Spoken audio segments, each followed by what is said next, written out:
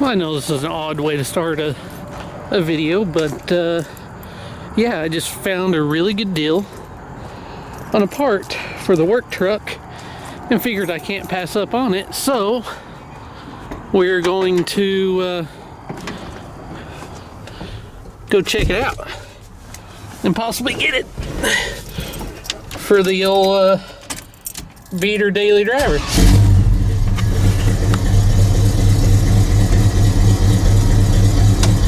Alright, so let's make a little late night trip.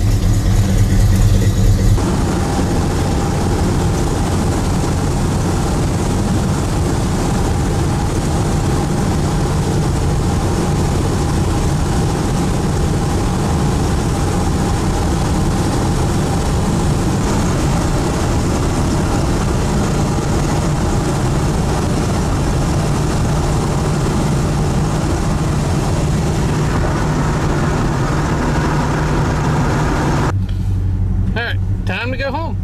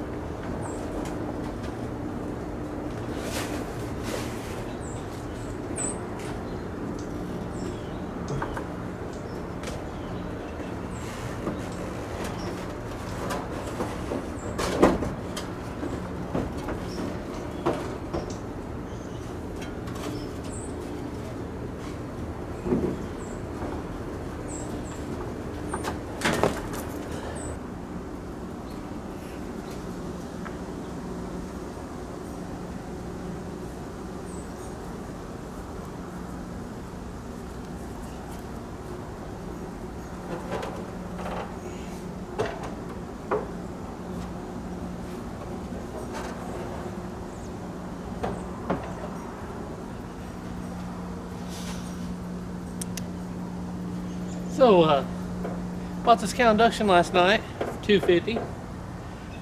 It is metal, it's not fiberglass.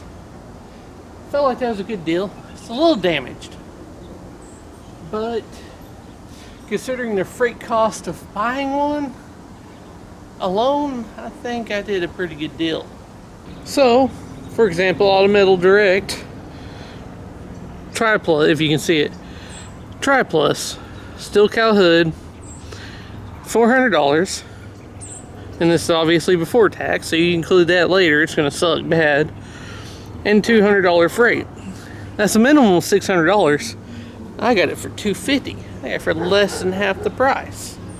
I can't complain about that, considering the hood on, you know, the daily driver is wasted. It's toast.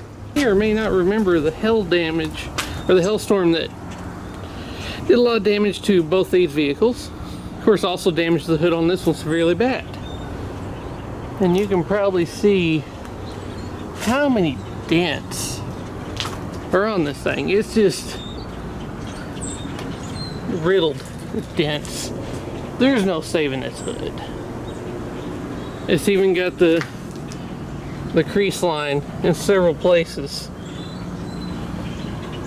But yeah, that thing is no good. I've been wanting to replace it for a while because the hail damage bothers me. And yeah, so luckily that was a good deal I found for someone I actually know. So yeah, that thing is, it's gonna have to go. Now this thing is brand new, but of course it's not without its flaws for that price.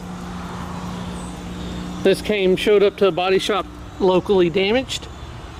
See that nice dent right there? And you can see back here on the cowl, or like this. For me, this is fixable. And you can see it's a little bit right here where it's been dropped on that edge, but it's fixable. Now, I think when I fix this, you can kind of see it right there, but it's not that bad right there. But I should be able to knock that out. I'll do that first. Hopefully that should, that's I'm sure sunk in from this damage right here. So I'll get this moved up, fix that, try to fix that dent.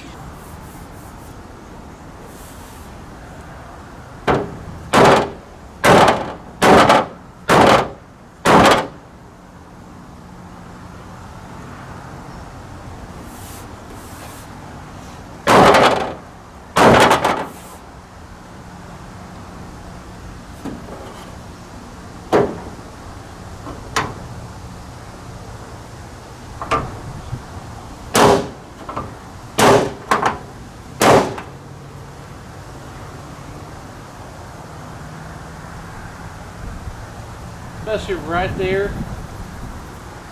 This is right in the way of me getting that flatter.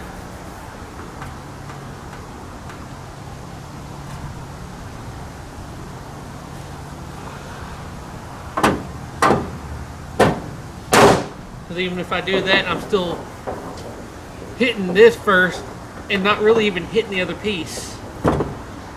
And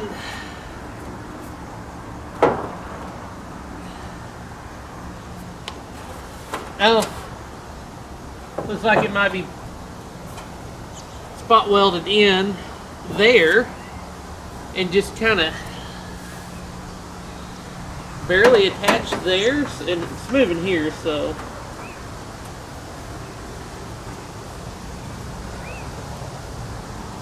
almost got it getting better at least.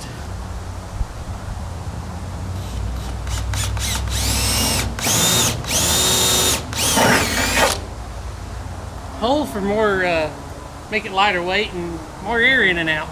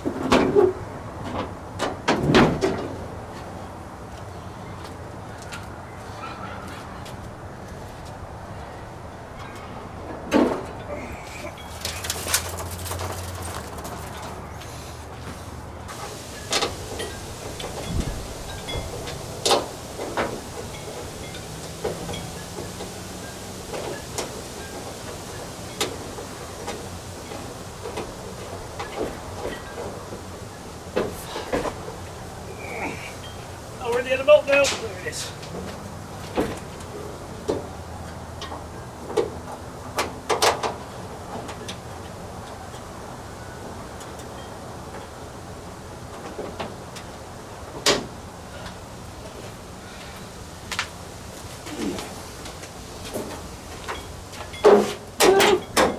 Of course.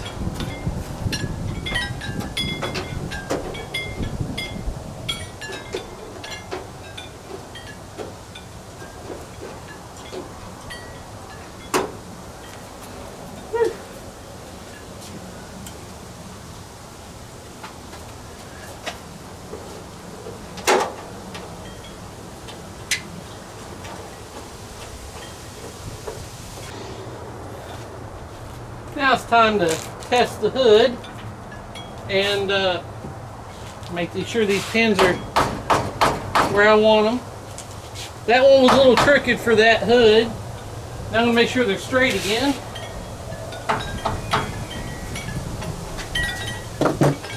Now I'm going to put a little dab of silicone.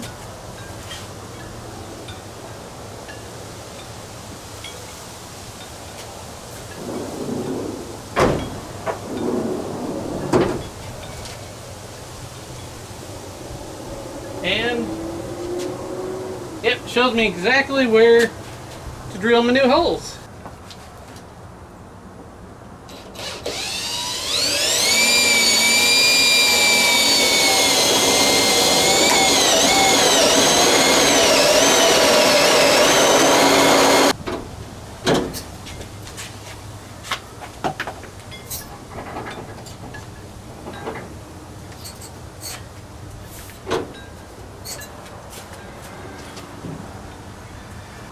Now it took me a little bit to readjust the hood and get it just about right. It's almost flush on the ends, but it leaves a little lacking right here in the center. And of course it's probably because it's made in Taiwan, let's be honest. Also, these sides right here, I had to knock in quite a bit on both sides to clear the fender right here and the core support right there, because it wouldn't shut otherwise. So it needs some work. I was going to put the weather stripping back there, but the holes are completely wrong for weather stripping. So I don't know what to do now. And don't feel like crawling up under there and doing it now. I should have done it while I was upside down and used what holes I could and silicone the rest on. Maybe I'll just put a seal right here across it and call it a day, like a stick-on one. That way it's on there permanently. But nope, it was shutting, now it's not.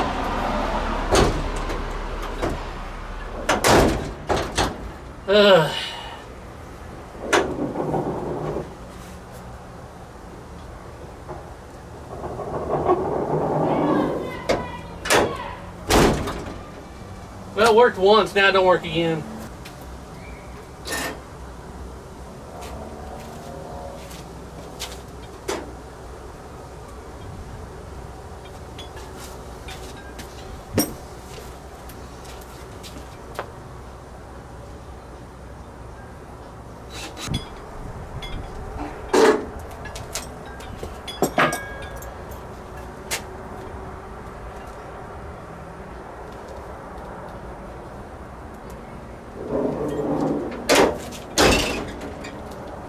There we go.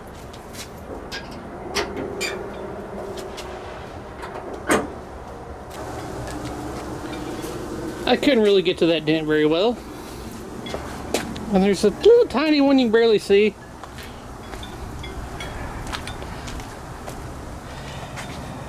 It's not as dented there. And that still has some damage. But to be honest, when I sell it, someone's probably going to do some body work and straighten that back out right. But for now, that's a big improvement from the hell dented hood that was all beat to hell, and that wasn't worth the shit. Wasn't worth fixing.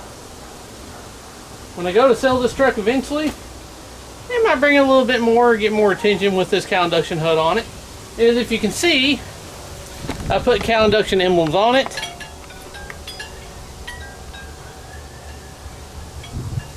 Those are actually off my old black and green truck back when it had a cow induction hood. Well, they say it ain't gonna go that route anymore, so they're just sitting around gathering dust. I figured, why not go ahead and use them? Now, I'm gonna say it looks better and it doesn't at the same time. I'm not the happiest with it because that cow induction just looks so small on a truck. Now, on a first gen Camaro, actually almost any Camaro, that looks like a decent size at 2-inch. It does. On a truck, honestly not so much. But you know what? It's better than the flat hood was. It's improvement on the truck. It looks better. And even though it's not functional right now, I might make it functional later. You know, get the air cleaner up there and all that good stuff. But at least right now it's going to let heat out at a dead stop. And being a cowl induction, when you go down the road, I still should get some air coming through there. What good's it going to do? Who knows? Well, the cowl induction could come back a little bit. It really does need to come back more to take advantage of it, but it's just a cheap stamp steel hood. So, and this ain't a real, it's not a real performance. It's not a real performance truck. So it doesn't really need a fully functional cowl anyway. It's just looks at this point. But I hope you enjoyed this episode. And it's been a long time for the Daily Driver C10. As always, thanks for watching.